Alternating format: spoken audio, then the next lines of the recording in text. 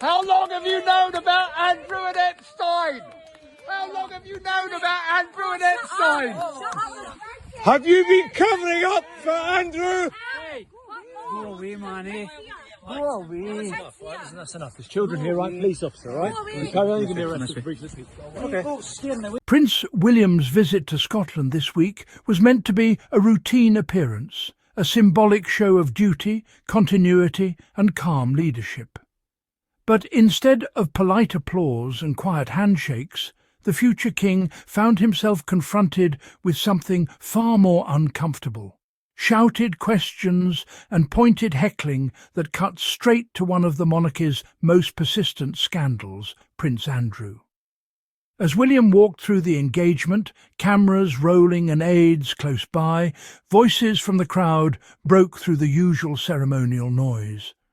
The shouts weren't random, they weren't celebratory, they were direct, and they were unmistakably about Andrew.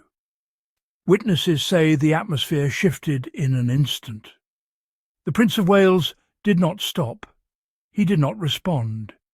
He kept moving forward, maintaining a composed expression that has become second nature to senior royals. But the moment lingered because moments like this are no longer rare, and they're no longer easily dismissed as isolated outbursts. What happened in Scotland matters not because of how loud the heckles were, but because of what they were about and who they were aimed at. Prince William is not Prince Andrew, and yet, once again, he was forced to carry the weight of his uncle's unresolved legacy. According to onlookers, the shouts referenced Andrew by name, demanding accountability and questioning why the disgraced Duke continues to be shielded from meaningful consequences. Some called out about public funding. Others raised questions about royal protection, titles, and continued proximity to the institution. This wasn't just heckling. It was a reminder spoken out loud that the Andrew issue is far from settled in the public mind. For years, royal aides have attempted to draw a line under Prince Andrew's role within the monarchy. He stepped back from public duties. His military affiliations were removed. His HRH styling was quietly shelved. But crucially, he was never fully severed. He still lives on royal property. He still benefits from institutional protection, and he still represents, to many members of the public, the monarchy's reluctance to confront its own failures head-on. That frustration surfaced in Scotland, and it landed squarely at Prince William's feet. What makes this moment especially significant is who the heckling targeted. Not Andrew himself, who rarely appears in public anymore, but William, the man increasingly positioned as the future of the monarchy. That choice reflects a growing public belief. If the institution refuses to hold itself accountable, then its future leaders will be asked to answer for its past.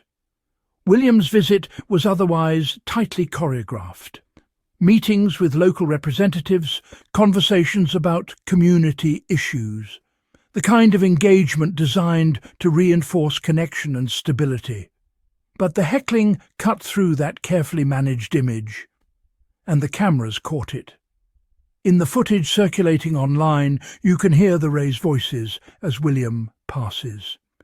The shouts are brief but clear enough to register. His security detail stays alert. His expression remains neutral. The walk continues. Yet the moment has already taken on a life of its own, shared widely, debated fiercely, and interpreted as a sign of something deeper. Because this wasn't an anti-monarchy protest with banners and megaphones. It was spontaneous. It was personal. And it came from members of the public standing just feet away. That distinction matters. Public heckling during royal walkabouts used to be rare. Now it's becoming part of the landscape, especially when unresolved scandals remain untouched. Prince Andrew's situation has long been described as the monarchy's most corrosive liability.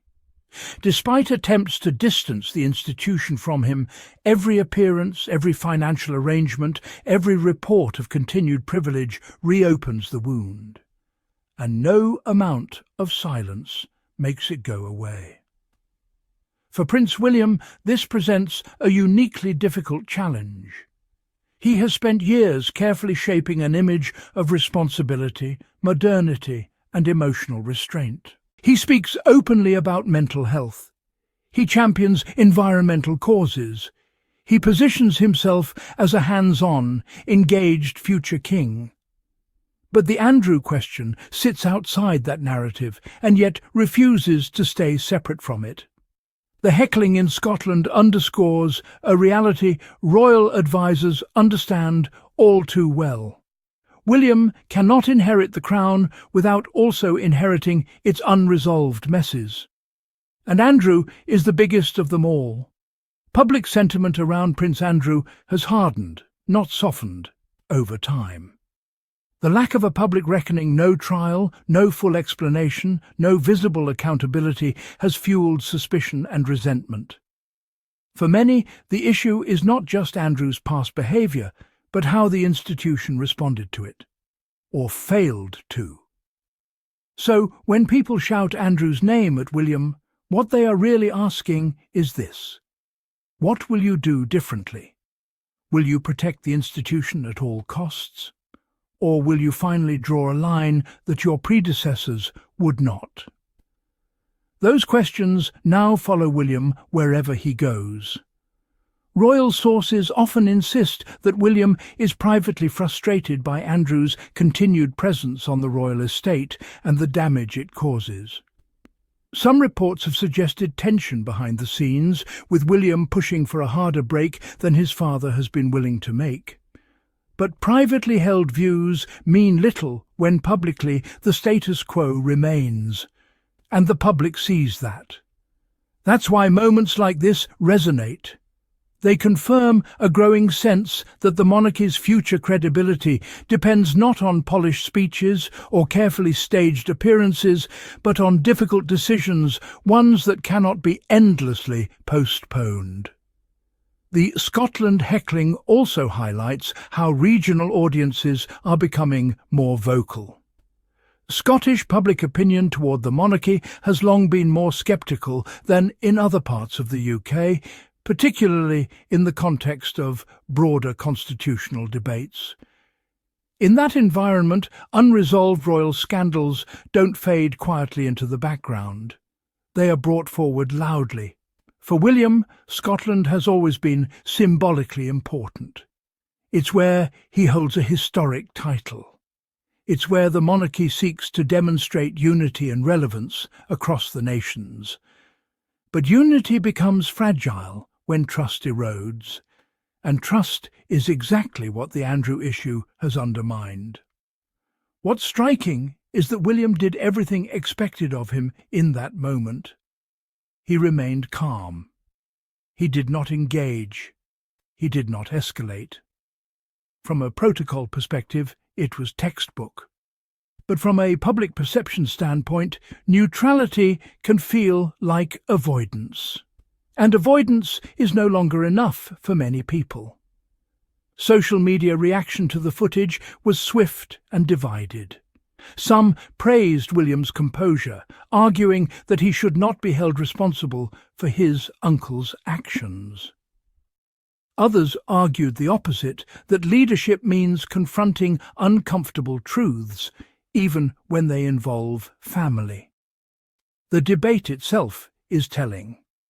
It shows that the monarchy's internal boundaries, who is responsible for what no longer align with how the public assigns accountability. In the public mind, the royal family is a collective, and collective responsibility applies. This is the reality William is stepping into. Every time Andrew's name resurfaces, it drags the monarchy backward away from the carefully curated image of renewal and into the unresolved past.